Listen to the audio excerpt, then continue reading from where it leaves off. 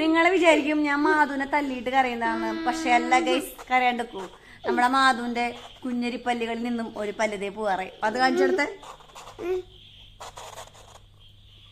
അതെ. Hi friends, നമ്മുടെ മാധുവിനെ പല്ല് ഇളകിയ വീഡിയോ നമ്മൾ എടുത്തിട്ടുണ്ടായിട്ടാ. സ്കൂളിൽ പോയപ്പോഴാണ് പറയണത്, മാധു പല്ല് പോയി അമ്മ ഓടിന്റെ മുകളിൽ കിട്ടുന്നു ടീച്ചർ. ഞാനാണെങ്കിൽ ഇവിടെ പല്ല് പോവാണെങ്കിൽ നമ്മളിങ്ങനെ പല്ല് ചെറുപ്പം തൊട്ട് തന്നെ ഞാൻ എൻ്റെ പല്ലുകളൊക്കെ അങ്ങനെ ചെയ്യാറ്.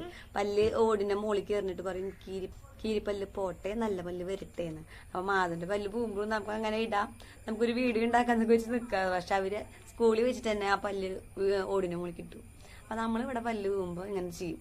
പല്ല് ഓടിന് മുകളിൽ ഇട്ടിട്ട് കീരിപ്പല്ല് പോട്ടെ, നല്ല പല്ല് വരട്ടെ എന്ന് പറയും. നിങ്ങളുടെ അവിടെ അങ്ങനെ പറയലുണ്ട്? നിങ്ങൾ പല്ല് പോകുമ്പോ എന്താ ചെയ്യുക പിള്ളേരുടെ കമന്റ് ചെയ്തോളട്ടാ. അപ്പൊ നിങ്ങൾ ശരിക്കും ഈ പല്ല് പോയ മാധു എന്തില്ലാത്തതെന്ന്. മാധു ഞാൻ വീഡിയോ എടുക്കാൻ വേണ്ടി വിളിച്ചപ്പോൾ ഒരാൾ എത്തിയിട്ടുണ്ടാ. വീഡിയോ എടുക്കാൻ വേണ്ടി വിളിച്ചപ്പോൾ മാധു പറയണം അവൾക്ക് മിഠായി മേടിച്ചു കൊടുക്കണം, മിഠായി മേടിച്ചെടുത്താൽ മാത്രമേ വീഡിയോയ്ക്ക് വരുള്ളൂ. അപ്പൊ ഞാൻ പറഞ്ഞു, മോളെ നീ വരണ്ടെന്ന് പറഞ്ഞു. ഇത്രയും വാശി നല്ലതിനല്ലോ. അപ്പോൾ നിങ്ങളെ എന്ത് ചെയ്യാന്നുള്ളത് ഒന്ന് കമന്റ് ചെയ്തോളട്ടെ. അപ്പൊ എല്ലാവർക്കും ബൈ ബൈ.